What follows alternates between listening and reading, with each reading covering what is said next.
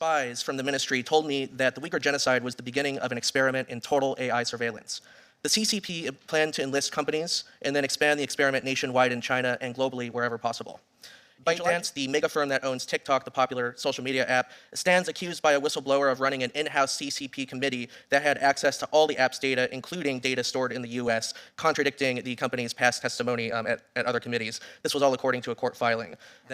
All cameras, which cover nearly every square inch of this region, are scooping up facial recognition data, voice recognition data. They've also gathered biometrics on pretty much everybody in the region. And this is all scooped up to the Ministry of State Security in Beijing. This is the very top of the heap. This goes straight up to Xi Jinping himself.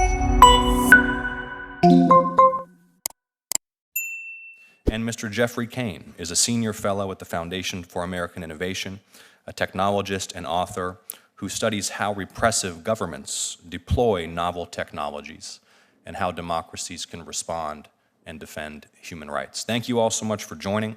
Before your opening. Chairman Ossoff, Ranking Member Blackburn, and members of the subcommittee, thank you for the opportunity to testify here today. The Chinese Communist Party, or the CCP, has seized on artificial intelligence to emerge as the greatest threat to democracy and human dignity in the world today. As an investigative journalist formerly in China, I was among the first people to document and expose the horrific surveillance state that oppressed the Uyghur population in the far western region of Xinjiang.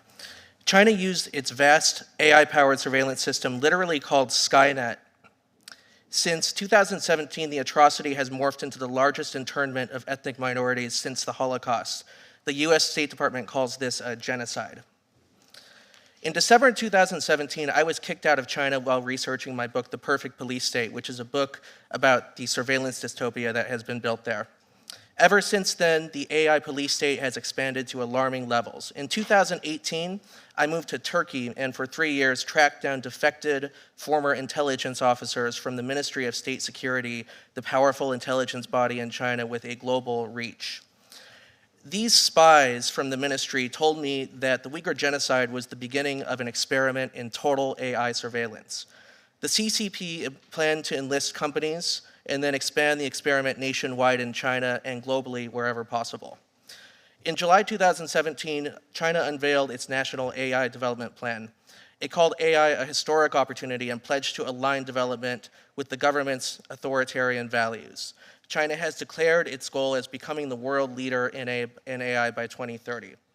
Recently, the CCP unveiled AI-powered alarms that notify the police when someone unfurls a banner, when a foreign journalist is traveling to certain parts of the country, and when someone from an ethnic minority is present.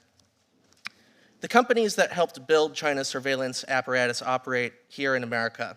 ByteDance, the mega firm that owns TikTok, the popular social media app, stands accused by a whistleblower of running an in-house CCP committee that had access to all the app's data, including data stored in the US, contradicting the company's past testimony at other committees. This was all according to a court filing.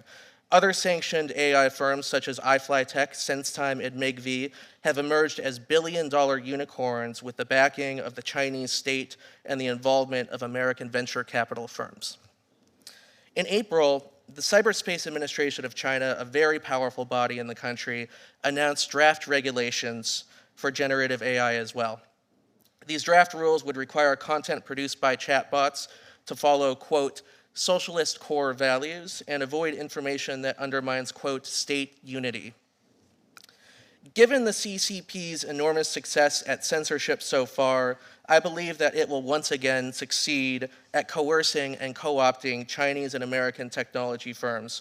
It will transform generative AI into a tool of state oppression. We must abandon the misguided idealism of working with AI companies and government institutes in China. As long as the CCP has any control over these technologies, AI will not open the democratic discourse and it will not contribute to the betterment of humanity. China cannot be trusted to help build the guardrails for AI, which is something that Sam Altman, the CEO of OpenAI, recently proposed at a Beijing conference on Friday. What should we do? First, America should lead the way in building democratic, human rights first AI standards through United Nations bodies and through the International Organization for Standardization, or ISO. America must ensure that China's authoritarian agenda does not influence global standards.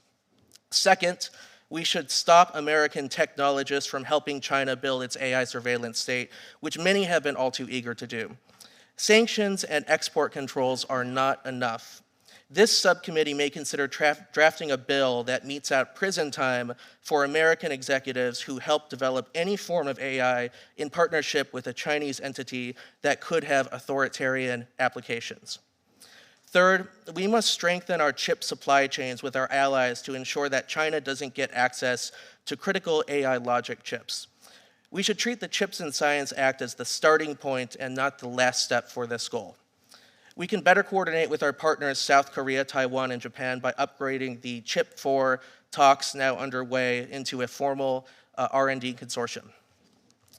As we enter the unprecedented age of generative AI, we must not allow China, a one-party authoritarian state, to infect the global ecosystem. We have seen the CCP's willingness to carry out genocide against its people with the help of AI surveillance systems. Now we must find ways to ensure that the words never again hold true. Thank you, Senators, for having me here today. I look forward to answering your questions. Mr. Cain, let me come to you. Having followed what has happened in China, and I'm so interested in what you learned from the former spies who built the surveillance network. I'm grateful for the reporting that you've done on this. And what I would like to know, and you may want to do this in writing for me, which is fine, more details on the types of AI applications that are being used to surveil citizens in China. And if it's easier to put that in writing and submit it, that'll be fine. I think it would be helpful information for us. Yes, so I would be certainly eager to send you something in writing, Senator Blackburn. I could also go over some of that here if you have time for it.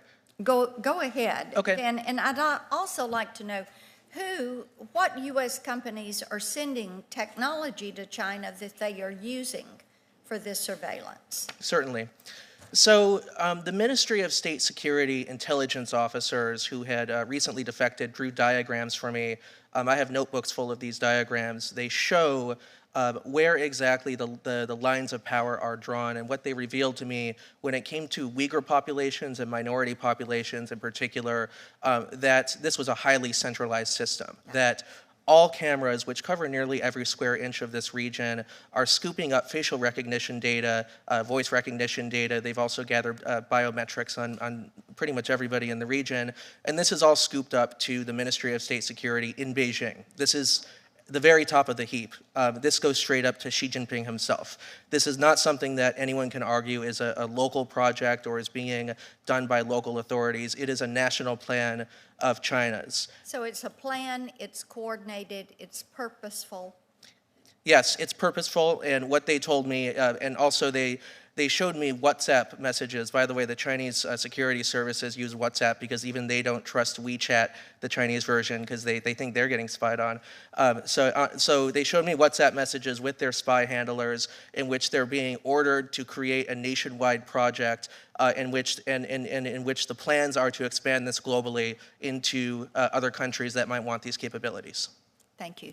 Mr. Cain, I wanted to come back to you on the second part of my initial question to you about what technologies, what U.S. companies may be sending technology to China and the CCP that they could use. And do you know of any American companies that were involved in creating or funding AI tech that was used to surveil citizens in China? Yes, one of the greatest perpetrators of what you are saying is Microsoft. Microsoft has run an AI laboratory in Beijing since the late 1990s. It's called Microsoft Research Asia.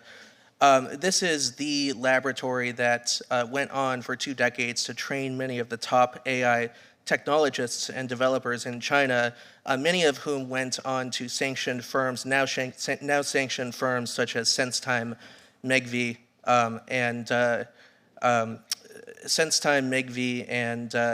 I'm sorry, the last firm escapes me at the moment, but major multi-billion-dollar firms. Some of these individuals are now sanctioned in addition to their companies, and they were directly involved in creating the facial recognition and the voice recognition technologies that were sold directly to Chinese authorities, to the Defense Ministry, to the Public Security Bureau, and to the State Security Bureau. Microsoft has created itself at the core of the Chinese AI ecosystem. And even just, I have an article here in the Financial Times, just reported just this week. So Microsoft will be moving many of the AI developers from this laboratory to Vancouver because, according to the article, there have been many internal discussions about the problematic nature of what has been happening over there, that they're getting tangled up in just a really bad situation and they need to separate these operations. Okay. And then you mentioned TikTok and ByteDance in your testimony. So a touch on how you've witnessed the CCP use TikTok and ByteDance to help build out their surveillance state. Yes.